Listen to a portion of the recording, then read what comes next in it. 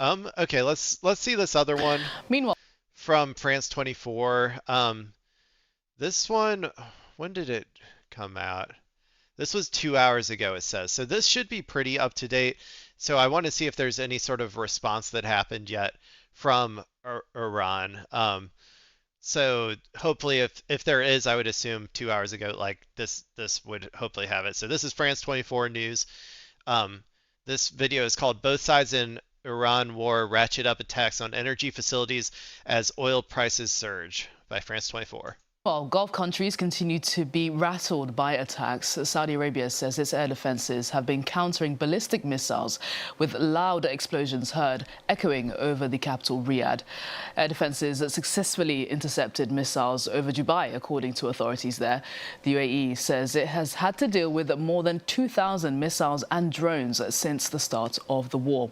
Well, let's speak more on this and bring in France Hey, 2,000 down, only 100,000 to go. Am I right? 24's correspondent Huda Abdel Hamid, who joins us from Doha. Good to see you, Huda. Just talk us through how seriously Gulf countries are taking Iranian threats right now.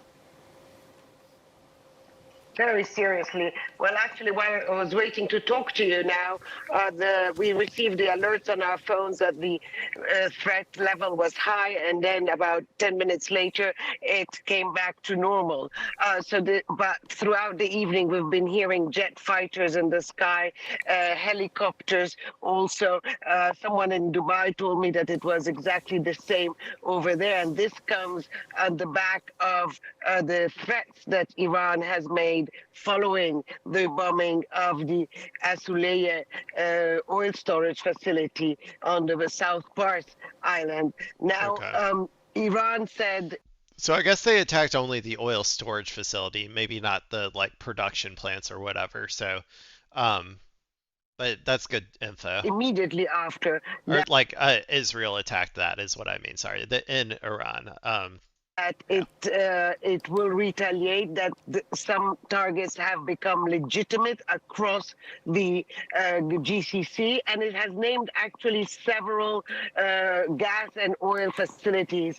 Two here in Qatar, Ras Laffan, which is the largest LNG facility in the world, and then El Meserd, which is a petrochemical complex linked to Chevron, a U.S. company. And then it also named El Hosn gas facility in the UAE, sorry, and Al Jubair complex in Saudi Arabia that is linked to Exxon Mobil. Since then, the threat has become extremely serious, and the authorities have been telling people to stay in and stay away of Sorry, windows. was that a KFC? Hell yeah, brother. Finger looking good, ain't The it? authorities have been telling people to stay in and stay away of windows and take shelter, taking very seriously this threat. Well, stay with us, Hoda, because the ongoing conflict is, of course, the top of the agenda for an emergency meeting between foreign ministers from Arab and Islamic countries taking place in Riyadh today. The Saudi Foreign Ministry says the talks will include discussions on means to support regional security and stability. Well, since the start of the war, Gulf Arab states have been repeatedly targeted, and they've come under fire from Iran. Hey, well, there's only one country you gotta you gotta aim those talks at, because there's one country that is trying to make sure this conflict goes on as long as possible, and its name is Israel. So unless you're talking about a way to subdue Israel either through military or economic pressure, this shit's going to keep on going. Causing chaos. So how does this impact the foreign ministers meeting that's taking place in Riyadh today? I think this latest development really brings even more of a sense of emergency and a sense of seriousness on that meeting. You know, immediately after the aftermath of the U.S. attack on the installation in Iran, a spokesman for the foreign ministry here in Qatar issued a statement of condemnation saying that that attacking energy infrastructure is a serious threat to the global energy security. Now, they are going into that meeting, obviously, on week three since the war started. These countries have been under constant barrage of ballistic missiles, cruise missiles, and drones from Iran.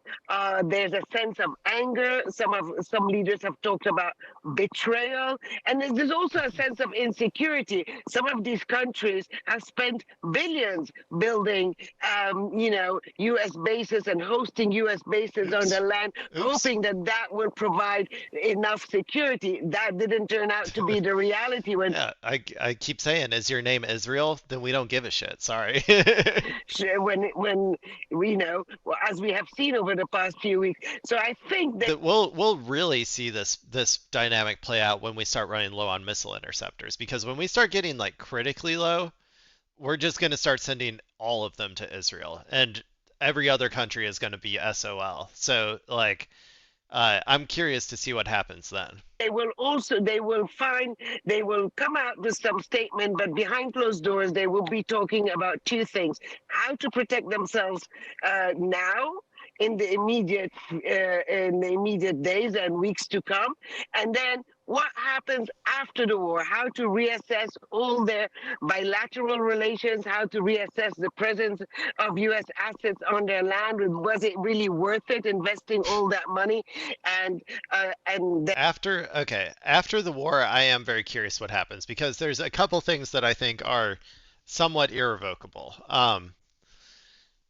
Number one is the populace at large will 100% think that there's no reason to have American bases on their soil, because as a place that like your like crypto sex trafficking like weird friend from high school that you knew or whatever, they to like go and like uh I don't know, party all night and like do casual sex crimes with no consequence or whatever. Um, like I think that the reputation of it being like a place for capital and a place for billionaires to like just go and hang out and uh, treat their like slave labor force in whatever way they see fit. I don't know if they'll be able to maintain that facade going forward. I will say like America will always like support and prop up Israel 100%. And they have like part of this whole like these Gulf state projects was to essentially America to kind of like prop them up as well, but they're never going to be propped up as much as Israel. So it kind of depends how much more money and effort America wants to put into propping these places up as these like havens of billionaires and havens of capital. Um, and I don't think that there's.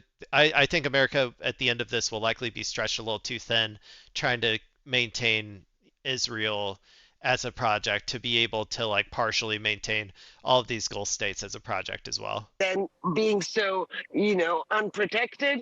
And they would also rethink their relations with Iran. So I think there's several things they would talk about. But what we will hear about when this meeting is over is a statement condemning the attack, saying that Iran is not just attacking U.S. facilities, but is also attacking civilian infrastructures in the GCC countries, and calling on some sort of way to some sort of calm to pave the way for a diplomatic track to start. That is not there yet. I don't think Iran will want to back down. The U.S. and Israel don't seem to want to back down at the moment. But I think they will also, and I should have mentioned that earlier, discuss whether that policy of restraint that they have been following since day one of this war is working or not. Should they join the What are they gonna do though? Like, I'm serious. What are they gonna do? Like, if they start militarily attacking Iran, like, if any individual country decides to do that, I think that they will be targeted like crazy, and they will be hit a lot harder, and potentially Iran will do like, the the options that they've been holding for later, such as hitting their oil fields and hitting their desalination plants. I think they're going to start hitting the oil fields now because they allowed Israel to attack their oil fields or whatever. Um, but they could start hitting the desalination plants. They could start hitting more civilian infrastructure. There's lots of things that Iran can still do that they have chosen not to do yet. In all honesty, they've been relatively restrained in terms of like the targets that they're hitting. So um, I really don't see, unless they do it as an entire block and they're confident that, yeah, I don't know. I still don't think it would be a good idea to do, just particularly because of the desalination plants. If Iran takes those out, then Riyadh is empty within weeks. Like the entire city has to shut down essentially if that happens. So like I don't know if they're gonna try and do anything like that. And also, what can they do that America isn't already doing or that Israel isn't already doing? Like I don't understand how it would necessarily help them get a more strategic outcome if they did decide to do this. But I don't know. Maybe they'll try. Who knows? The war or not? These are all very serious questions that they will be discussing around that table. But we'll have to wait and see what comes out of that meeting. Wait and see. We'll see. We'll see what happens.